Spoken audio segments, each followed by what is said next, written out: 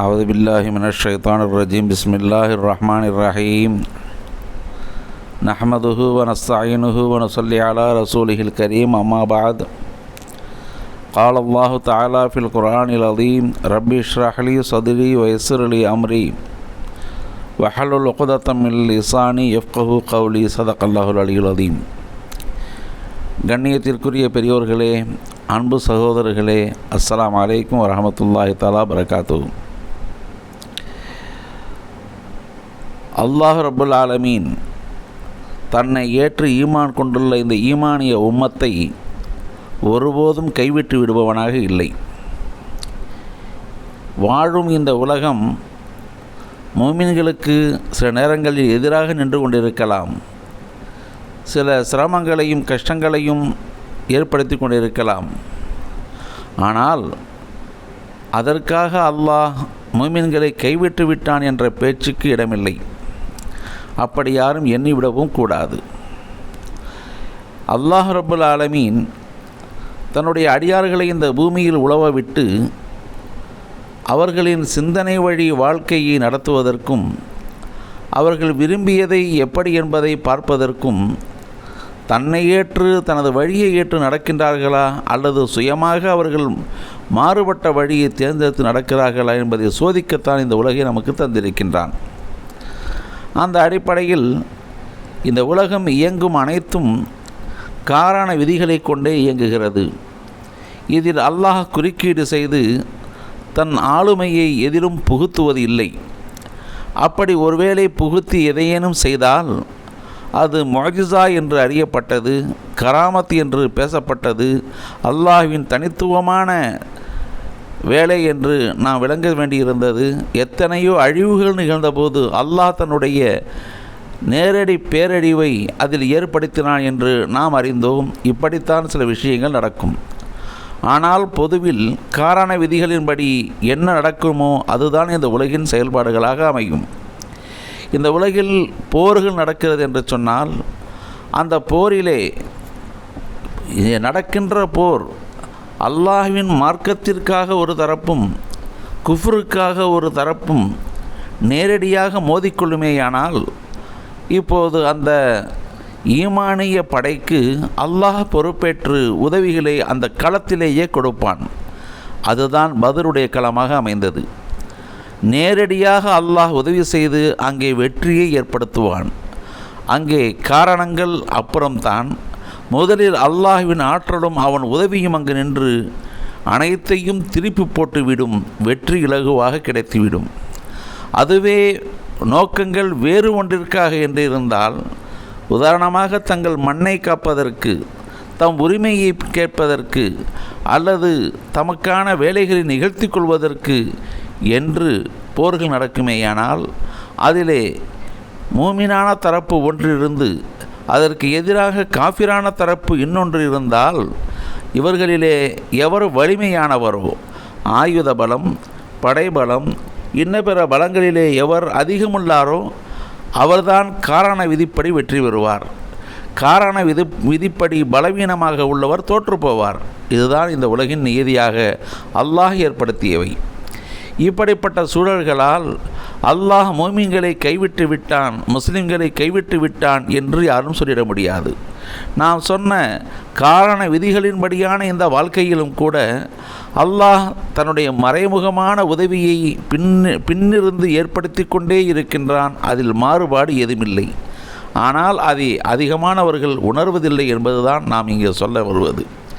அருமைக்குரியவர்களே, இதோ நாம் காண்கின்றோம், பலஸ்தீன் மக்கள் காசாவிலே படக்கூடிய வேதனையை நாம் கண்ணெதிரே காண்கின்றோம். அவர்கள் படுகின்ற அந்த துன்பமும் துயரமும் நாம் நெஞ்சை உழுக்கின்றன. அப்படிப்பட்ட ஒரு துன்பம் அடையக்கூடிய அவர்களுக்கு நாம் ஆறுதல் சொல்வதற்கோ அல்லது அவர்களுக்கு வேறு வகை எதுவும் செய்வதற்கோ இயலாதவர்களாகத்தான் இருக்கின்றோம்.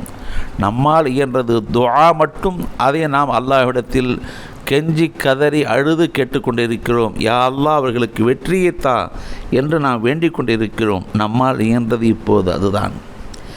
இருந்தாலும் கூட அந்த மக்கள் துயருறுவதைக் கண்டு வாடி நிற்கும் நாம், பதறி நிற்கும் நாம், கதறி அழும் நாம் அதற்கு பின்னால் அல்லாஹ் அவர்களுக்கு செய்கின்ற மறைமுகமான உதவிகளையும் ஒத்தாசைகளையும் நாம் புரிந்து கொள்ள வேண்டும். அதை எடுத்து மக்களுக்கு விளம்பரப்படுத்தத்தான், மக்களுக்கு அதை விவரப்படுத்தி சொல்லத்தான் நான் இந்த கருத்தை இங்கு முன்வைக்கின்றேன்.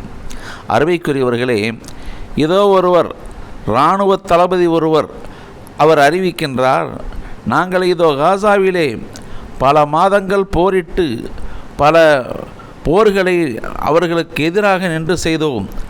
காசாவிலே நாங்கள் போர் தொடுத்து நின்றோம். எங்களுடைய வலிமையான படைகளை முன்னிறுத்தினோம். எல்லாம் செய்தும் கூட அந்த மக்களை இதுவரை எங்களால் வீழ்த்த முடியவில்லை என்று தன் தோல்வியை ஒப்புக்கொள்கிறார். மேலும் அவர் சொல்வது, அது ஒரு கட்டுரையாக வெளிவந்திருக்கிறது, முகநூல்களிலும் மற்ற எல்லாவற்றிலும் அது பதியப்பட்டிருக்கிறது. அதில் சொல்லப்படும் கருத்து என்னவென்றால், அவரும் அவரை போன்ற பல இராணுவ அதிகாரிகளும் சொல்லும் வார்த்தைகள் என்னவென்று சொன்னால், நாங்கள் காசாவை இத்தனை முறை உள்ளே சென்று தாக்கிய போதும், இவ்வளவு அழிவுகளை ஏற்படுத்திய போதும் அந்த மக்கள் தீரத்தோடும் வீரத்தோடும் போரிட்டு கொண்டிருக்கிறார்கள். அதுதான் எங்களை ஆச்சரியப்படுத்துகிறது. இதுவரை நாங்கள் பயன்படுத்திய அவர்களுக்கு எதிரான குண்டுகள் கொஞ்ச நஞ்சமல்ல. அவற்றை நாங்கள் வேறொரு இடத்திலே வீசியிருப்போமேயானால், காசாவின் அளவுள்ள அந்த அதே போன்ற ஒரு இடத்திலே வீசியிருப்போமேயானால் அது இதுவரை 10 முறை பஷ்பமாக ஆகி போயிருக்கும். சுமார் 365 சதுர கிலோமீட்டர்கள் மட்டுமே உள்ள அந்த காசா, அதிலே நாங்கள் போட்டிருக்கும் குண்டுகளும் ஆயுதங்களும் தாக்குதல்களும் கொஞ்ச நஞ்சமல்ல. நாங்கள் இவ்வளவு தாக்குதல் நடத்தியும் இவ்வளவு இழப்புகளை ஏற்படுத்தியும் அங்கே கட்டிடங்கள் இடிந்து கிடக்கின்றன, பாதைகள் தடுமாறி நிலையிலே இருக்கின்றன, போக்குவரத்து கூட ஸ்தம்பிக்கும் நிலையில் இருக்கிறது. இதுதான் எங்கள் கண்களுக்கு தெரிகிறது. ஆனால் அந்த மக்கள் மிகவும் தீரத்தோடும் வீரத்தோடும் போராடக்கூடிய அந்த காட்சி, அதுதான் எங்களை வியக்க வைக்கிறது.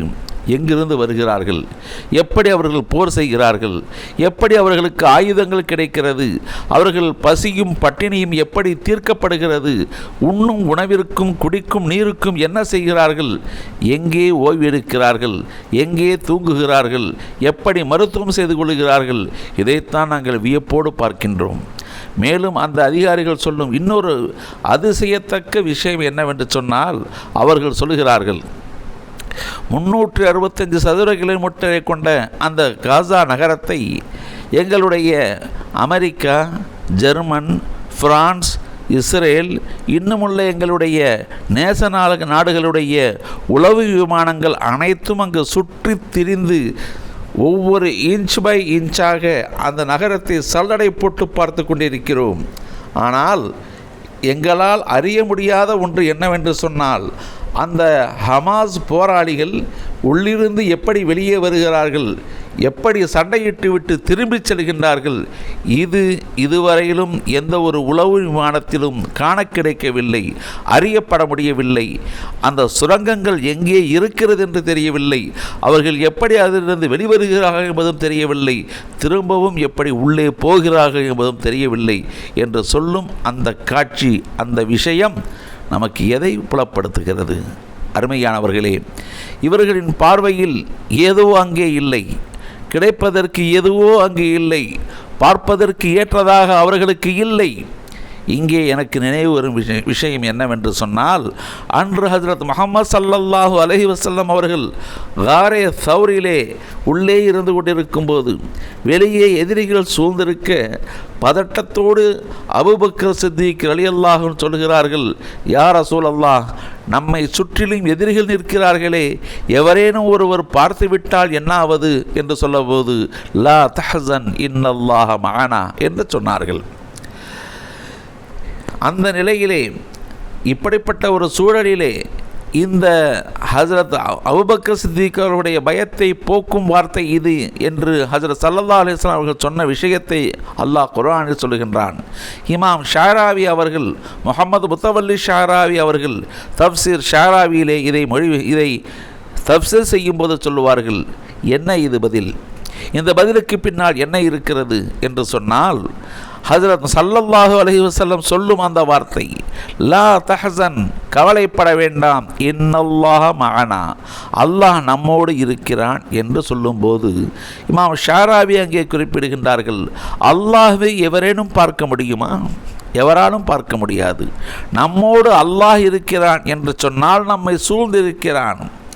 இப்பொழுது எதிரிகள் யார் நம்மை உற்று நோக்கினாலும் நம்மை பார்க்க முடியாது. ஏனெனில் அல்லாஹ்வை பார்க்க முடியாது. அவன் நம்மை சூழ்ந்திருந்தால் அதை தாண்டி யாரும் நம்மை பார்க்க முடியாது என்ற பொருளை இமாம் ஷாராவி அவர்கள் அங்கே மொழிபெயர்த்து சொல்லுகின்றார்கள், தஃப்சீர் செய்கின்றார்கள். அதே போன்றுதான் நான் இங்கே கருதுகின்றேன். காசா மக்கள் அவர்கள் அல்லாஹ்வை நம்பியவர்கள், அல்லாஹ் அவர்களோடு இருக்கின்றான். அதனால் இவர்களுடைய இந்த நேச நாட்டு படைகள், இத்தனை நாட்டுடைய படைகளின் உளவு விமானங்களும் உற்று நோக்கிய போதும், அவர்களது கேமரா கண்கள் அதை உற்று நோக்கி பார்த்த போதும் அவர்களால் எதையும் பார்க்க முடியவில்லை. காரணம், அல்லாஹ் அவர்களோடு இருக்கிறான். இதுதான் நம்முடைய செய்தி. அருமையானவர்களே, அல்லாஹ் அவர்களை கைவிட்டு விட்டானா? அவர்களை கைவிட்டு இருந்தால் இந்த நிலை நடக்குமா? இதுதான் நாம் யோசிக்க வேண்டியது. அல்லாஹ் அவர்களின் பின்புறத்தில் நின்று அவர்களை பாதுகாக்கின்றான். நம்மை ஆறுதல் அடையும் செய்தி இதுதான். மேலும் அவர்கள் சொல்லுகின்றார்கள், நாங்கள் அங்கே பார்க்கின்றோம், அவர்களோடு போர் செய்கின்றோம், ஆனால் அங்கே எங்களால் அறிய முடியாத பல விஷயங்கள் இருக்கின்றன. அவர்களுக்கு ஏதோ ஒரு உதவி கிடைத்து கொண்டிருக்கிறது. எங்கள் கண்களில் தெரியாத எங்களால் புரிந்து கொள்ள முடியாத ஒரு சக்தி அங்கே இருக்கிறது என்று அவர்கள் சொல்வதை இங்கே பதிவு செய்யப்பட்டிருக்கிறது. அதை காணும்போதுதான் நமக்கு இன்னும் ஈமான் உறுதிப்படுகின்றது. அன்னன் நாஸ கது ஜமஊ, மனிதர்கள் எல்லாம் ஒன்று திரண்டு விட்டார்கள். இதோ இந்த உங்களை எதிர்ப்பதற்காக எல்லாரும் ஒன்று திரண்டு விட்டார்கள். உலகத்து மனிதர்களெல்லாம், இன்னும் ஜின்களெல்லாம், இன்னுமுள்ள படைப்புகளெல்லாம் ஒன்று கூடி உங்களை எதிர்க்க வந்திருக்கிறார்கள், எதிர்க்க பார்க்கிறார்கள் என்று சொன்னால் அவர்களில் ஈமான் கூடி போகின்றது. அப்படியா, எல்லாமும் ஒன்று கூடி விட்டார்களா? எங்களோடு எங்கள் அல்லாஹ் இருக்கின்றான், அவன் எங்களை பார்த்து கொள்வான் என்று சொல்லக்கூடிய ஈமான் அது உறுதிப்பட்டு விட்டது.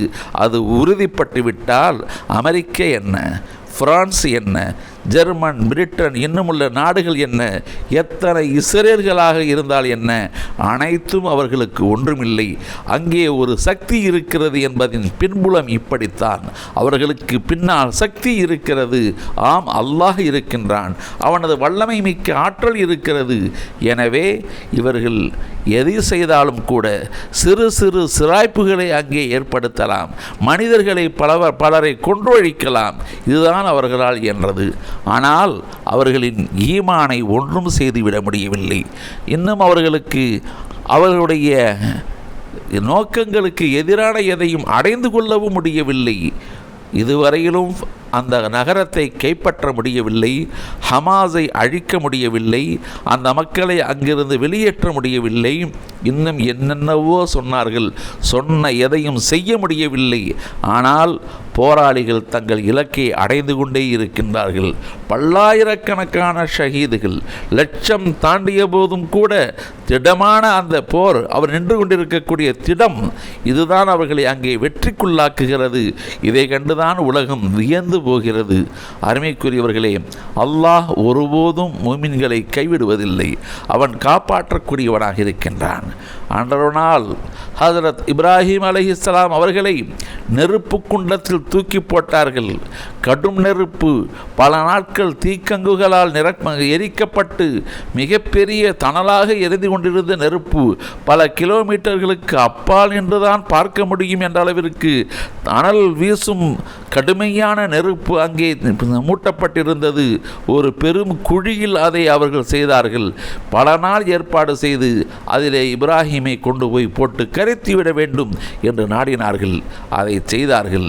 அருகில் செல்ல முடியாதவர்கள் அதற்கென மெஞ்சனிக் என்ற ஒரு கவன், ஒரு இயந்திரத்தை தயார் செய்து அதன் மூலமாக வேகமாக தூக்கி எறிந்து அதற்குள்ளே, அந்த நெருப்பு குண்டத்திற்குள்ளே நபி இப்ராஹிம் அவர்களை போட்டார்கள்.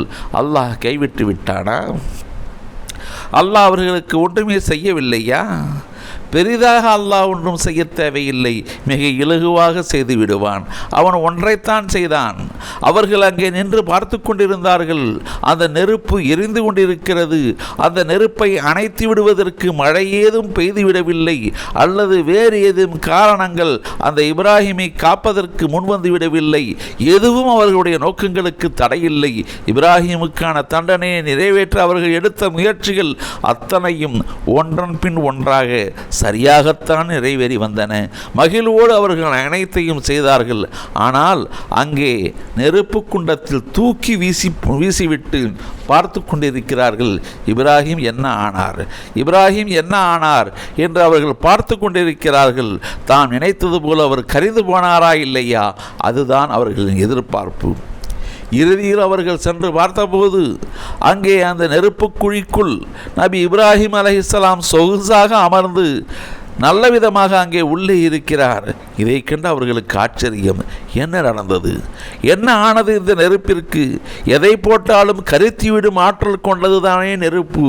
நாம் இப்ராஹிமை போட்டோம், ஏன் அவரை கரிக்கவில்லை?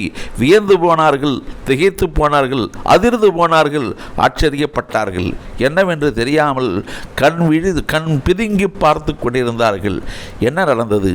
அல்லாஹ் ஒன்றைத்தான் செய்தான். நெருப்புக்கு ஆணையிட்டான், யா நாரு கூனி பர்தம் வசலாமா அலா இப்ராஹிம். நெருப்பே, இப்ராஹிம் மீது இதம் தரும் குளுமையாக நீ ஆகிவிடு என்று ஒரு கட்டளை இட்டான். அவ்வளவுதான், அனைத்தும் ஆகி போனது. அங்கே காப்பாற்றப்பட்டார் நபி இப்ராஹிம் அலைஹிஸ்ஸலாம். அல்லாஹ் தன்னுடைய அடியார்களை ஒருபோதும் கைவிடுவதில்லை, கைவிட மாட்டான்.